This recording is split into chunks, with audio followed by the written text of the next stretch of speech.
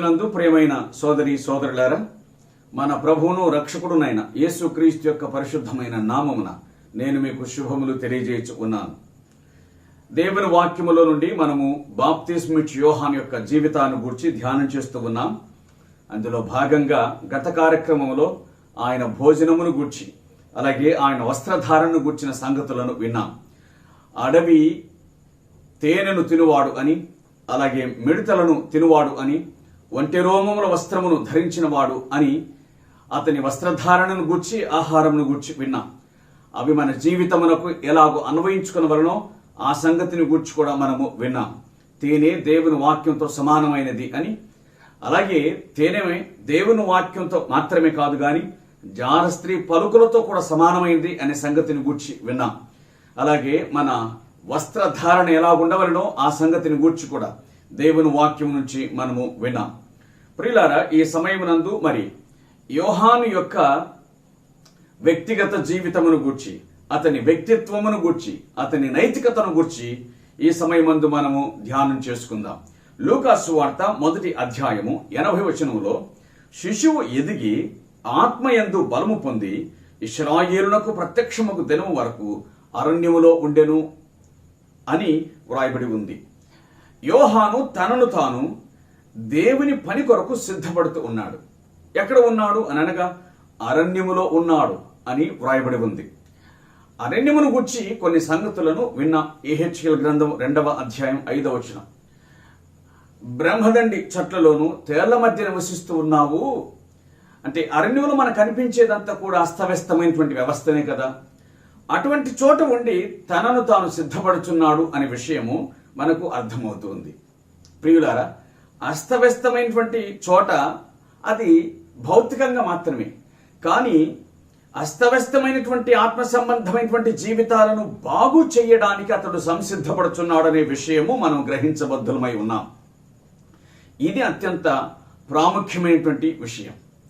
అతడు ఎదిగి అంటే శరీర సంబంధమైనటువంటి ఎదుగుదల, ఆత్మయందు బలమును పొంది, ఇది తన పరిచర్యకు అవసరమైనటువంటి శక్తి, భౌతిక శక్తి, ఆత్మ సంబంధమైన శక్తి పొంది ఇశ్రాయేలునకు ప్రత్యక్షమగుట అనగా పరిచర్యకు వచ్చేంత వరకు ఆ శిశువు అరణ్యములో ఉండెను అని వ్రాయబడి ఉంది.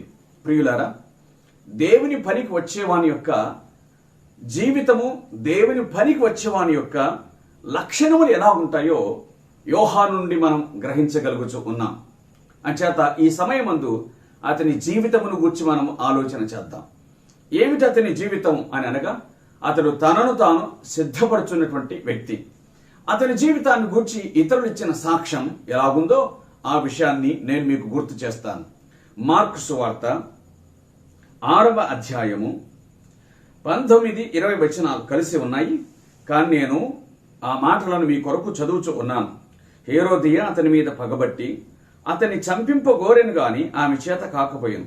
ఎందుకనగా యోహాను నీతిమంతుడును పరిశుద్ధుడు నగు మనుషుడు అని హేరోదు ఎరిగి అతనికి భయపడి అతన్ని కాపాడుచూ వచ్చెను అని వ్రాయబడి ఉంది. ఇది యోహాను యొక్క వ్యక్తిగత జీవితం. అతడు నీతిమంతుడు అనే విషయాన్ని రాజు తెలుసుకున్నాడు, హేరోదు రాజు. అతడు పరిశుద్ధుడు అనే సంగతిని గురించి కూడా హేరోదు రాజు సాక్ష్యమిస్తూ ఉన్నాడు. ప్రియులారా, ఒక రాజు యోహానుని గురించి ఎలాగో తెలుసుకున్నాడు? ఒక రాజు అతన్ని పరీక్షించగా అతడు నీతిమంతుడు, పరిశుద్ధుడు అనే విషయం ఎలాగున తేలింది అని అనగా, యోహాను దైవ సంబంధమైన పని నిమిత్తమై తనను తాను సిద్ధపరచుకున్నటువంటి వాడు. కాబట్టి దేవుని పనికి నీతిమంతమైనటువంటి జీవితం, దేవుని పనికి పరిశుద్ధమైన జీవితం, ఇది అవసరమైంది. దేవుని పనికి పరిశుద్ధుడుగా జీవించుట అనేటువంటిది చాలా ప్రాముఖ్యమైనటువంటి విషయం. చూడండి, దైవ గ్రంథంలో వ్రాయబడిన మాటను నేను మీకు తెలియజేస్తూ ఉన్నాను. హెబ్రీ పత్రిక 12వ అధ్యాయము 14వ వచనంలో వ్రాయబడిన మాట, పరిశుద్ధత లేకుండా ఎవడు ప్రభువును చూడడు. అనగా పరలోక రాజ్యంలో ప్రవేశించడానికి పరిశుద్ధత అనేటువంటిది అది అక్షరాల అవసరమైనటువంటిదై ఉన్నది. అలాగే పరిశుద్ధత ప్రభు యొక్క పనికి కూడా అవసరమై ఉన్నది అని దేవుని వాక్యం మనకు గుర్తు చేస్తూ ఉంది. హెబ్రీ పత్రిక 12వ అధ్యాయం 14వ వచనంలో పరలోక రాజ్య ప్రవేశమునకు పరిశుద్ధత అవసరం అనే సంగతిని విన్నాము, సరికదా? అదే సమయమునందు పౌలు తిమోతికి వ్రాసిన 2వ పత్రిక 2వ అధ్యాయము 21వ వచనంలో వ్రాయబడిన మాట, ఎవడైనను వీటిలో చేరక తన్ను తాను పవిత్రపరచుకొనిన ఎడల, ఎవడైనను తనను తాను పవిత్రపరచుకొనిన ఎడల వాడు పరిశుద్ధపరచబడి యజమానుడు వాడుకొంటకు అర్హమైన పాత్రయై అనే మాట వ్రాయబడి ఉంది. తనను తాను పరిశుద్ధపరచుకునేవాడు. ఈ మాట యొక్క అర్థం ఏంటంటే, ప్రభు అయిన యేసుక్రీస్తు రక్తం చేత శుద్ధీకరించబడిన తర్వాత, పాపక్షమాపణను పొందిన తర్వాత దేవుని పని చేయగోర్చున్నటువంటి వాడు మాత్రమే కాకుండా ప్రతి వ్యక్తి కూడా తనను తాను పరిశుద్ధంగా ఉండునట్లు చూచుకొనవలెను. అదే సమయమునందు దేవుని పనిలో ఉన్నటువంటి వారు, దేవుని పనికి సిద్ధపడేటువంటి వారు తాము యజమానుడు వాడుకొనుటకు అర్హమైన పాత్రగా ఉండునట్లు నిత్యము పరిశుద్ధులుగా ఉండాలని దేవుని గ్రంథము సెలవిస్తూ ఉంది. మాట పరిశుద్ధత, చూపు యొక్క పరిశుద్ధత, మనస్సు యొక్క పరిశుద్ధత, ఇవన్నీ కూడా దేవుని పనికి అవసరమై ఉన్నవి. అందుచేత యోహాను పరిశుద్ధుడైనటువంటి మనిషి అని హేరోదు ఎరిగినవాడు అని వ్రాయబడి ఉంది. దేవునికి స్తోత్రం. ప్రియులారా, యూదులు మాత్రమే కాదు, యూదేతరుడైనటువంటి హేరోదు కూడా ఆ సంగతిని గ్రహించగలిగాడు. అంటే యోహాను యొక్క పరిశుద్ధత యొక్క గుబాళింపు ఎంత దూరం వెళ్ళిందో, ఆ వాసన, ఆ పరిమళ వాసన ఎంత దూరం వెళ్ళిందో ఆ సంగతి మనకు అర్థమవుతుంది. అది రాజసౌధంలో కూడా వీస్తున్నట్లుగా కనిపించింది. దేవునికి స్తోత్రం కలుగును గాక. ఇది భక్తుల యొక్క పరిశుద్ధత అని మనకు అర్థమవుతుంది. దేవుని పనిలో ఉన్న వాని యొక్క పరిశుద్ధత ఇది. అంతేకాని తన ఇష్టానుసారంగా బ్రతుకుచు, అపవిత్రుడిగా జీవించుచు దేవుని పనిని జరిగించుట అది ఎన్నడే గాని యుక్తము కాదు. ఏ పనికి ఏ అర్హత ఉండవలెనో ఆ అర్హత కలిగి చేస్తేనే ఆ పనికి న్యాయమును చేసిన వాళ్ళం అవుతాం. దేవుడు తన పనిని తాను జరిగించుకున్నటకు సమర్థుడు. ఆయన ఎవరి చేతనైనా మాట్లాడించుటకు ఆయన సమర్థుడైనటువంటి వాడు.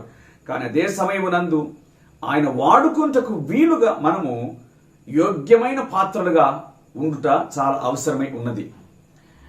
దేవుని పనికి మనం పరిశుద్ధులుగా ఉండకపోతే దేవుడు తన పనిని జరిగించుకుంటకు తాను సమర్థుడే గాని ఆ భాగ్యమును మనం పోగొట్టుకుంటాం అని గుర్తుంచుకుందాం. ప్రియులారా, యోహాను జీవితం మనకు నేర్పించే సత్యం ఏమిటి అని అనగా, మనము పరిశుద్ధులమై ఆయన పని చేయాలి అనే విషయం దేవుని వాక్యము గుర్తు చేస్తూ ఉంది. యోహాను యొక్క జీవితము ప్రాముఖ్యమైనటువంటిది.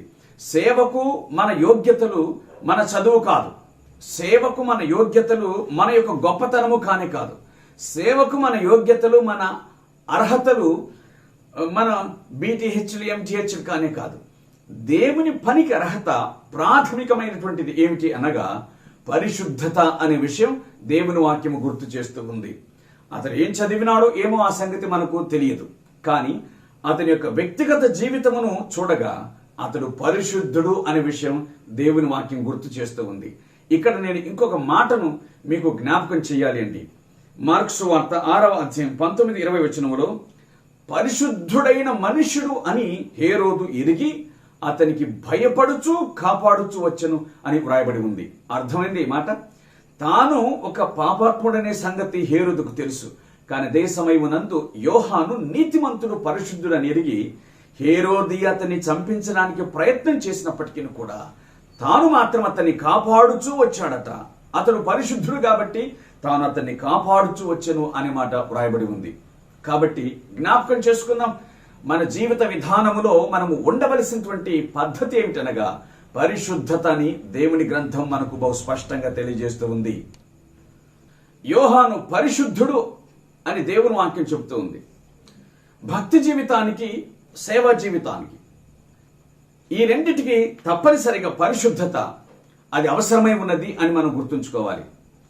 క్రొత్త నిబంధనలు మనం చూడగా శరీర సంబంధమైనటువంటి పరిశుభ్రతను గూర్చి వ్రాయబడి ఉంది.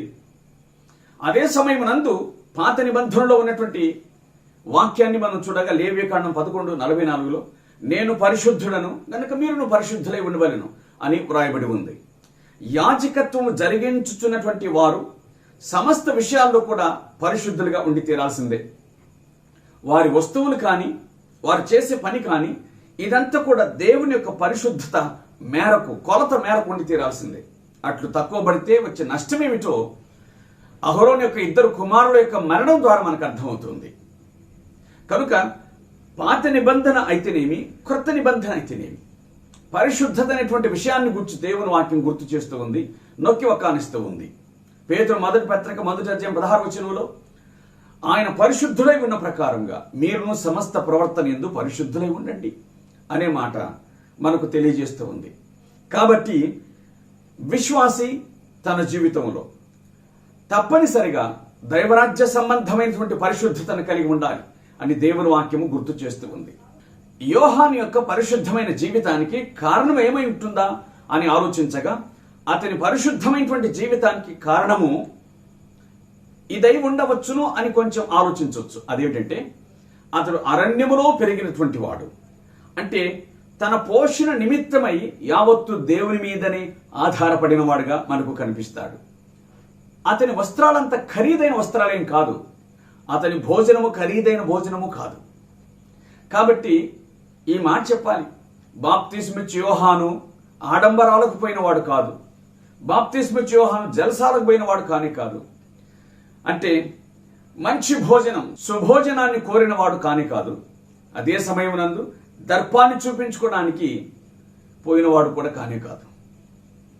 ఈ రోజుల్లో మనం చూసే విషయాలు ఏమిటి అంటే అనేక మంది దేవుని దాసులు, స్త్రీ పురుషులు దర్పాన్ని ప్రదర్శిస్తూ ఉన్నారు అని చెప్పడానికి నేను విచారపడుతూ ఉన్నాను. ఒకవేళ ఒక 20 సంవత్సరాల కిందట, 30 సంవత్సరాల కిందట, 40 సంవత్సరాల కిందట దేవుని పరిచర్యకు వస్తే వారు పౌడర్ రాసుకోవటం కూడా పాపమని భావించేటువంటి వారు. అర్థమైందా ప్రియులారా? వయసు పెరిగే కొలది, అనుభవం పెరిగే కొలది, భక్తి సంబంధమైన జీవితం వృద్ధి చెందే కొలది అనేక మందికి తాను మాదిరిగా ఉండడానికి ఇంకెంతగా ప్రయత్నించాలో. కానీ అటువంటివి ఇప్పుడు చాలా తక్కువగా కనిపిస్తూ ఉన్నాయి.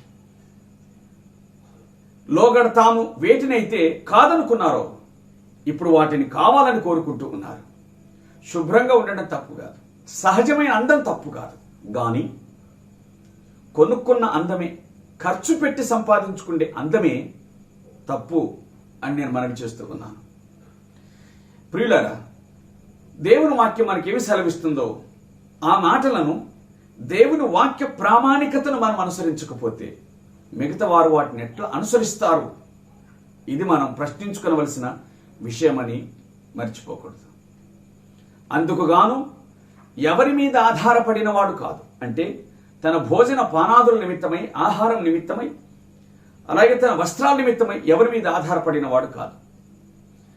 అలాగే ఎవరికి కూడా ఇండైరెక్ట్ గా కూడా సూచించిన వాడు కాదు యోహాను. అంటే నాకు ఈ అవసరత ఉంది, నా కోసం ప్రార్థించండి అని అనినవాడు కూడా కాడు. అందుకే he was a man of power, శక్తివంతమైన మనుషుడు. ఏ మనిషిని భోజనమును ఆశించిన వాడు కాదు, ఏ మనిషిని ధనమును ఆశించిన వాడు కానే కాదు.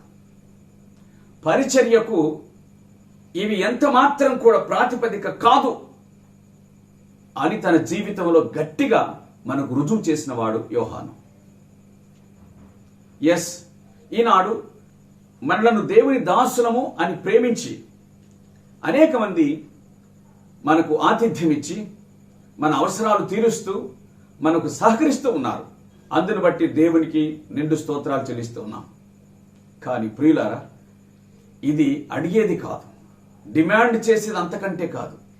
ఈ వ్యవస్థ నలిగిపోవాల్సిన వ్యవస్థనే కానీ ఇతరులను నలుగొట్టే వ్యవస్థ కాదు అనే సంగతిని గుర్తుంచుకోవాలి. అవునండి, దైవ సంబంధమైనటువంటి విషయంలో ప్రామాణికత ఎంత మాత్రం తగ్గకూడదని జ్ఞాపకం చేసుకుందాం. దేవుని దాసుని యొక్క ప్రామాణికత, సేవ యొక్క స్టాండర్డ్ ప్రామాణికత ఎన్నడే కానీ తగ్గకూడదు అని గుర్తుంచుకోవాలి. ఎందుకంటే మనము సమస్తమును విడిచిపెట్టి వచ్చి, అనగా మహిమనంతటిని విడిచిపెట్టి దాసుని స్వరూపమును ధరించుకున్న వాని యొక్క దాసులమనే సంగతిని మరిచిపోవద్దు. ఆయనే మహిమను విడిచిపెడితే మనం ఏం విడిచిపెట్టాలి? ఆయనే దాసుడైతే ఇక మనం ఎంత దాసానుదాసులం కావాలి? మనల్ని మనం ప్రశ్నించుకుందాం గాక. ఇది సేవా సంబంధమైన జీవితానికి మాత్రమే వర్తిస్తుందని అనుకోవద్దండి.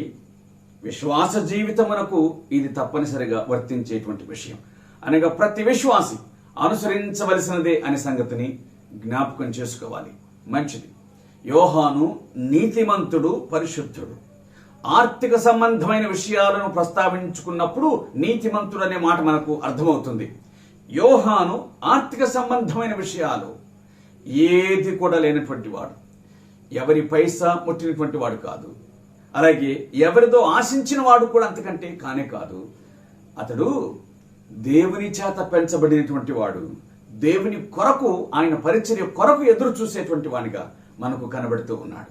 ఇంతకంటే మించిన శ్రేష్టమైనటువంటి విషయం ఏముందండి? అందుకే తనను తాను సిద్ధపరచుకొనుచు అరణ్యములో అతడు ఎదుగుచూ ఉన్నాడు. ఎస్, తాను నీతిమంతునిగా, తాను పరిశుద్ధునిగా, దేవుని సేవ కొరకు బాగా సిద్ధపడిన ఎక్విప్డ్ గా ఉన్నటువంటి ఒక సేవకునిగా తాను ఆయుధములను కొడియడంలో ధరించిన వారి వలె సిద్ధపడుచున్నాడు. అది మనకు అవసరమైనటువంటి విషయం. దేవుని వాక్యం ఏం చెప్తుందో ఆ సంగతిని నేను మీకు గుర్తు చేస్తాను. లూకాసు వార్త 3వ అధ్యాయము మొదటి 2 వచనాలను నేను మీ కొరకు చదువుచూ ఉన్నాను. తిబెరు కైసరు ఏలుబడిలో 15వ సంవత్సరమునందు యోదయకు పొంతి పిలాతు అధిపతిగాను, గల్లయ్యకు హేరోదు చతుర్థాధిపతిగాను, ఇతూరయ త్రకోనీతి దేశములకు అతని తమ్ముడైన ఫిలిప్పు చతుర్థాధిపతిగాను, బెలిని దేశమునకు లుసాని అధిపతిగాను, అన్నయు కైపయు ప్రధాన యాజకులుగా ఉన్న కాలమున అరణ్యములను జకర్యా కుమారుడైన యోహాను నొద్దకు దేవుని వాక్యము వచ్చెను. మనము లూకాసు వార్త 1వ అధ్యాయం 80వ వచనాన్ని చూడగా అతడు సిద్ధపడుచు ఎదుగుచూ ఉండెను అనే మాట వ్రాయబడి ఉంది. ఇప్పుడు ఒక కాలం వచ్చింది. ఏమిటా కాలం అనగా అతడు ప్రపంచానికి బహిర్గతం అయ్యే కాలం, ప్రపంచానికి తనను తాను ప్రత్యక్షపరచుకునే కాలం ఒకటి వచ్చింది. ఆ కాలమునందు దేవుడు ఈ విధంగా అతన్ని ఘనపరుస్తూ ఉన్నాడు. ఇక్కడ తిబెరు కైసరు అనే చక్రవర్తి పరిపాలన చేస్తూ ఉన్నాడు. దాని తర్వాత పొంతు పిలాతు, అలాగే హేరోదు, ఫిలిప్పు, తదుపరి లుసానియా, అన్న, కైప అనేటువంటి వీరందరూ కూడా 5 మంది రాజకీయ నాయకులు, 2 ప్రధాన యాజకులు. వీరందరినీ విడిచి కాదని దేవుని వాక్యం అరణ్యములో నున్న యోహాను నొద్దకు వచ్చాను. దేవునికి స్తోత్రం కలుగును గాక. ఎవరైతే ఆయన పరిచయ నిమిత్తమై సంపూర్ణంగా సిద్ధపడుచు ఉన్నారో అట్టి వాని దగ్గరకు దేవుని వాక్యము వచ్చెను. తనను తాను నీతిమంతునిగా, పరిశుద్ధునిగా రుజువుపరచుకొనుచున్న ఆ వ్యక్తి దగ్గరకు దేవుని వాక్యము వచ్చెను. ఇది దైవ సంబంధమైనటువంటి మార్గం, దేవుని వాక్యమును పొందే పద్ధతి, దేవుడు మనల్ని దర్శించు విధం ఇది. చక్రవర్తికి ప్రత్యక్షం కాలేదు దేవుని వాక్యం, చతుర్థాధిపతులకు ప్రత్యక్షం కాలేదు దేవుని వాక్యం, అధిపతులకు ప్రత్యక్షం కాలేదు దేవుని వాక్యం, ప్రధాన యాజకులకు దేవుని వాక్యం ప్రత్యక్షం కాలేదు. అరణ్యములో ఉన్నటువంటి ఒక సాధారణమైన వ్యక్తికి, మరలా ఈ మాట ఉపయోగిస్తా నేను, అరణ్యములో ఉన్న ఒక నాగరికునికి దేవుని వాక్యం ప్రత్యక్షము అయింది. దేవుని వాక్యమును పొందగలిగినటువంటి వ్యక్తి, the receiver of god's word, was in the wilderness, not in the palace. దేవుని వాక్యమును పొందగోర్చున్నటువంటి వాడు అరణ్యములో ఉన్నాడు. అతడు రాజసౌధంలో కనిపించలేదు. దేవుని వాక్యం వారినందరినీ దాటుకొని యోహాను నొద్దకు వచ్చెను అని దైవ గ్రంథం చెబుతుంది. ఇంతకంటే మించిన ఆధిక్యత ఇంకేముందండి? ఇంతకంటే మించిన భాగ్యం ఏముంది? దేవుడు తనను దర్శించుట. ప్రపంచాధిపతులు, ప్రపంచమంతా దర్శనం చేసుకునే అధిపతులకు దేవుడి దర్శనం కలగలేదు, దేవుని వాక్య దర్శనం కలగలేదు. కానీ ప్రపంచం ఎవరు గుర్తించిన ఒక వ్యక్తికి దేవుని వాక్య దర్శనం కలిగింది. అతను ఇంకా బయటికి రాలేదు, ఇంకా అరణ్యంలోనే ఉన్నాడు, సిద్ధపడుచున్నాడు. అతనికి దేవుని వాక్య దర్శనం కలిగింది. కాబట్టి దైవ సంబంధమైనటువంటి ప్రామాణికత కలిగి మనము ఆయన పనిలో ఉండాలి అనే విషయాన్ని మరిచిపోకూడదని నేను మీకు ప్రేమతో మనవి చేస్తూ ఉన్నాను. విశ్వాసులమైనా సరే, సేవకులమైనా సరే, దైవ సంబంధమైనటువంటి ప్రామాణికత కలిగినప్పుడు మాత్రమే దేవుని వాక్యము మనలను దర్శించుతుంది అనే విషయాన్ని మర్చిపోకూడదు. ప్రియమైన సోదరి సోదరులారా, దైవ సంబంధమైనటువంటి సిద్ధపాటు, ఆయన వాక్యం కొరకు ఎదురు చూచుట, ఆయన వాక్య ప్రత్యక్షత కొరకు సిద్ధపడుట అనేటువంటి విషయాలు యోహానులో మనం చూడగలుగుతూ ఉన్నాం. దేవునికి ముద్దు బిడ్డలు ఎవరు లేరని గుర్తుంచుకుందాం. ఎవరు ఆయన ప్రామాణికత ప్రకారంగా సిద్ధపడుతూ ఉంటారో, బ్రతుకుతూ ఉంటారో, వారే ఆయనకు ముద్దు బిడ్డరు. అందుచేత మనల్ని మనం సిద్ధపరచుకుందాం. ఆయన కోసం సదా సంసిద్ధంగా ఉందాం. ఆయన పనిలో వాడబడాలి అంటే అందుకు తగినటువంటి రీతిలో మనం సిద్ధపడుట సముచితమని జ్ఞాపకం చేసుకుందాం. మంచిది. ఇంకా ఎవరైనా ఈ మాటలు వినుచున్న మీలో పాపక్షమాపణ పొందకుండా, ప్రభునందు విశ్వాసం ఉంచకుండా ఉంటే ఇది మిక్కిలి అనుకూలమైన సమయం. జీవితాన్ని ప్రభువునకు అప్పగించమని ప్రేమతో మనవి చేయించుకున్నాను. దేవుడు ఈ మాటలను మన వినికిడిలో దీవించి ఆశీర్వదించునుగాక. ఆమేన్. ప్రార్థన చేద్దాం. ప్రేమ కలిగిన తండ్రి, పరిశుద్ధుడవును, నిత్య నివాసి, నిరంతర స్తోత్రార్హుడమైన దేవ, మీకు కృతజ్ఞతాస్తుతులు చెల్లిస్తూ ఉన్నాము. ఈ సమయమునందు మీరు మాకు అనుగ్రహించిన మీ వాక్యం కొరకై స్తోత్రాలు. యోహాను అను శ్రేష్ఠ భక్తుణ్ణి మా దృష్టికి తీసుకుని వచ్చారు. ఆయన జీవితమును గుర్చి వినుటకు సహాయం చేశారు. ఆయన మాదిరిని మీరు మాకు చూపించారు. మీ కృతజ్ఞతాస్తుతులు చెల్లిస్తూ ఉన్నాం. యోహాను నీతిమంతుడు, పరిశుద్ధుడని సెలవిచ్చిన మాటల కొరకై మీకు స్తోత్రాలు, కృతజ్ఞతాస్తుతులు చెల్లిస్తూ ఉన్నాం.